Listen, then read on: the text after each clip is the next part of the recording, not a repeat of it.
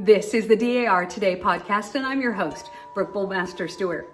So this is our last episode in the month of March, and we're getting close to the end of registration for the junior membership virtual 5K. I would encourage everyone to participate because whether or not you can actually run or participate in any sort of a 5K all at one time, you could use it as a way to encourage you. I know I am, to get out, do more, and be a little healthier with our bodies. And of course, the proceeds go to the Helen Pouch Memorial Fund. Now, interestingly, last year in 2023, there were 2,023 participants. So it'd be really interesting to see what we can do this year. And one of the mission areas within the Wright administration is to celebrate our nation's rich history and diversity of cultural experience, and truly celebrate those women of the American Revolution so often overlooked. So the theme, of course, of these 3 years of this virtual 5K is Remember the Ladies,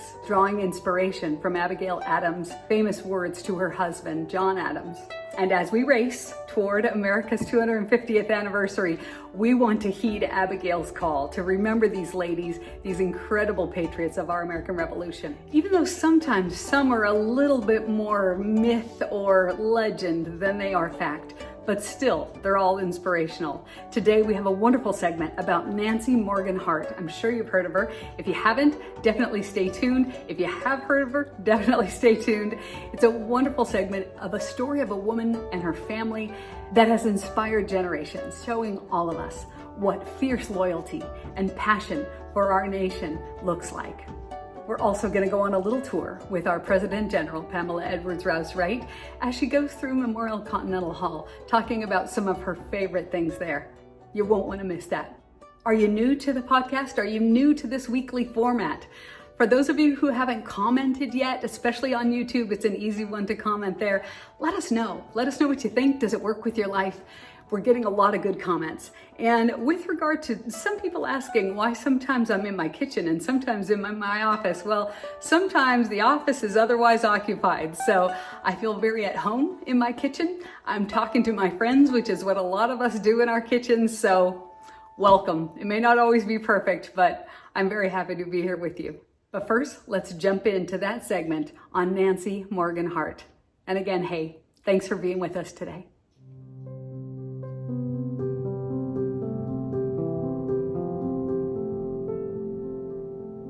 The road to freedom is so many times fraught with peril. Our patriot Nancy Hart navigated a dangerous and uncertain landscape. Her life, legend, and folklore is one marked by sacrifice, bravery, and a commitment to the ideals of liberty and independence. Her story is a reminder of the resilience and courage displayed by individuals that played an often heroic role in shaping the course of our American history.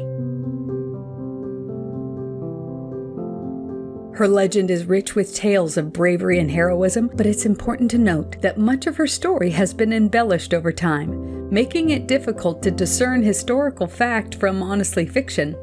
Her true deeds may be obscured by the passage of time, but there's definitely some truth to them. She was born in March, on the 17th, in 1747 in North Carolina. She married and moved with her husband Benjamin Hart to Georgia, settling in the Broad River area near present-day Elbert County.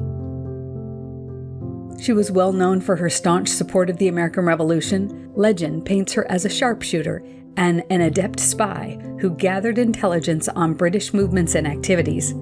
Aunt Nancy, as she was often called, was an imposing woman standing over 6 feet tall.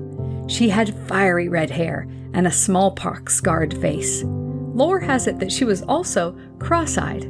I must assume that was not an impediment to her aim, as she was renowned for her firearm skills. She was rumored to be hot-headed, fearless, and was not a person to be crossed. The local indigenous people referred to her as Wahachi, which loosely translates to war woman. She ran roughshod over her husband and 8 children and had a penchant for exacting vengeance upon those who offended her or harmed her family and friends. She was illiterate, but a skilled herbalist, hunter, and a frontier survivalist. Her husband served under Elijah Clark in the Georgia militia and spent most of the conflict away from home.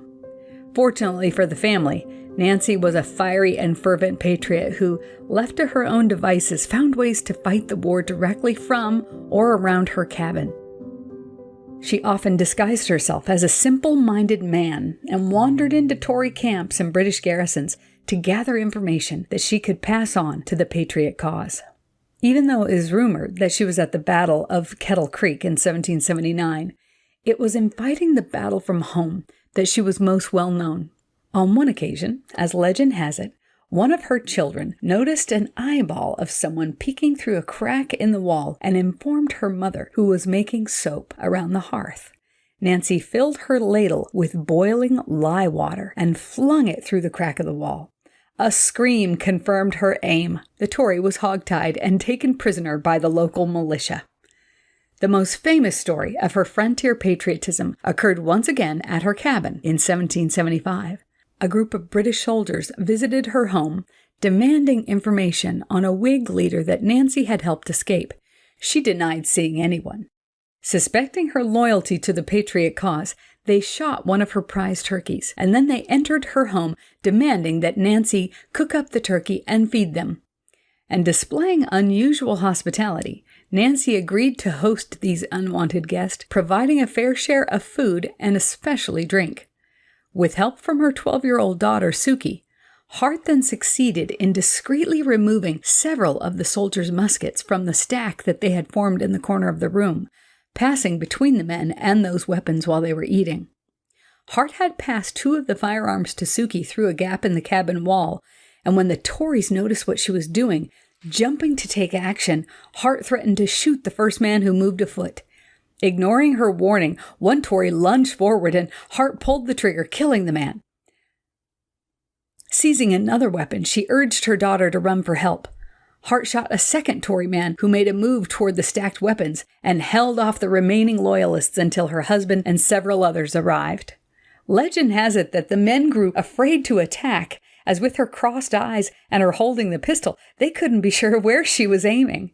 Well, after debating whether to shoot the remaining men or hang them, the Harts and their neighbors decided to hang the soldiers from a nearby tree.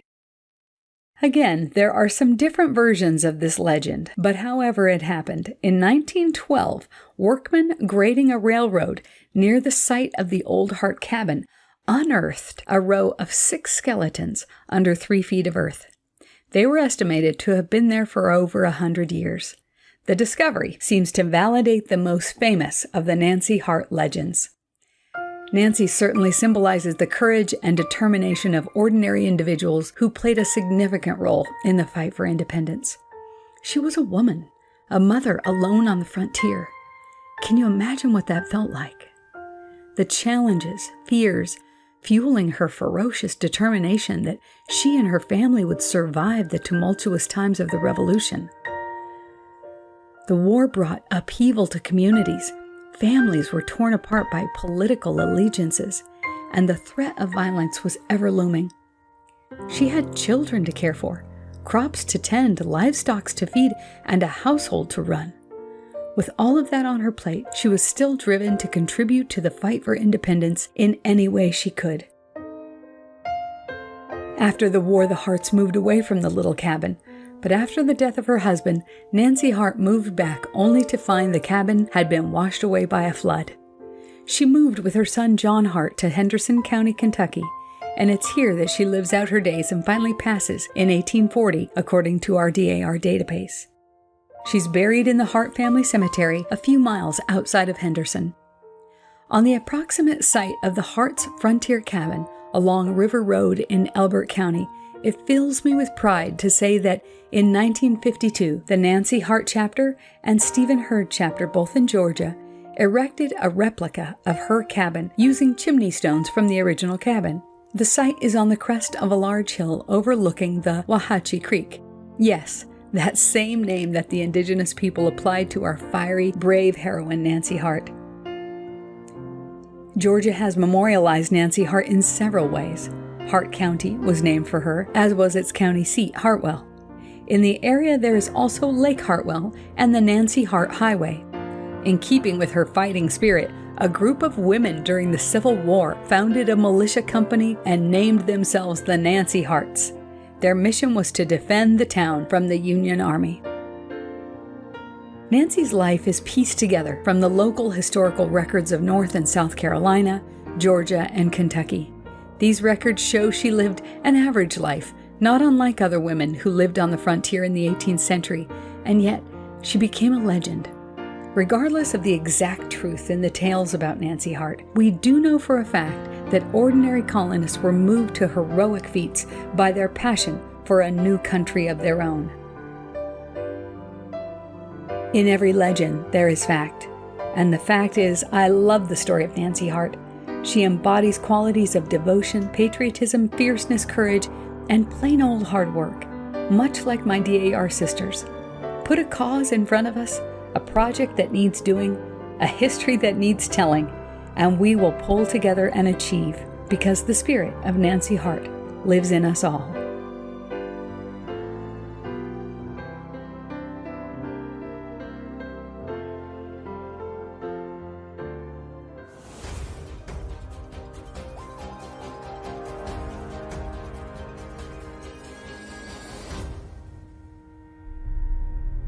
We're here in Memorial Continental Hall, the first building built by the Daughters of the American Revolution, and I can't wait to share with you my very favorite portrait that's hanging on the walls. She's right here. Even as a young page, I was just delighted every time I would come into this part of the building to see Cornelia Cole Fairbanks, our 5th President General. Isn't she beautiful? She was from Indiana, and she served from 1902 to 1905, and during her administration, miraculous things happened for our national society. In 1902, she purchased the land for Memorial Continental Hall. She broke ground in 1902, 1903. The first flag was raised on the site. In 1904, the cornerstone was laid, and in 1905, Memorial Continental Hall was dedicated and the very first Continental Congress held.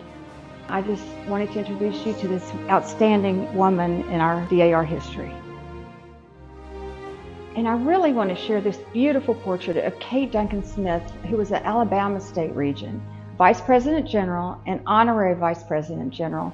And of course, we all know Kate Duncan Smith's name from the KDS DAR School in Grant, Alabama. Isn't she beautiful? And isn't it wonderful to put a face with a name?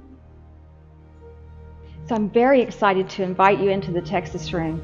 Our Texas period room is different than most of the others that you'll see because it's a recreation of a bedroom in an authentic house that was located in Alleyton, Texas.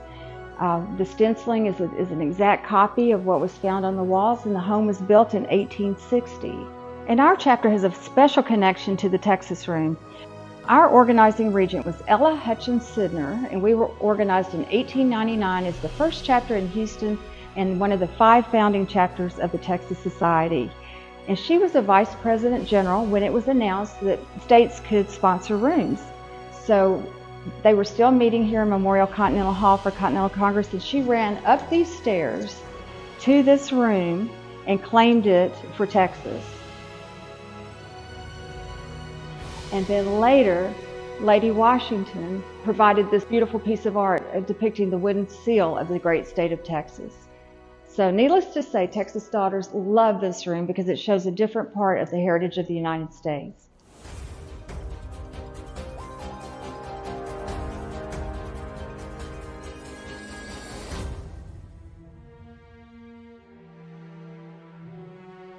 We leave you today with this quote by Franklin D. Roosevelt.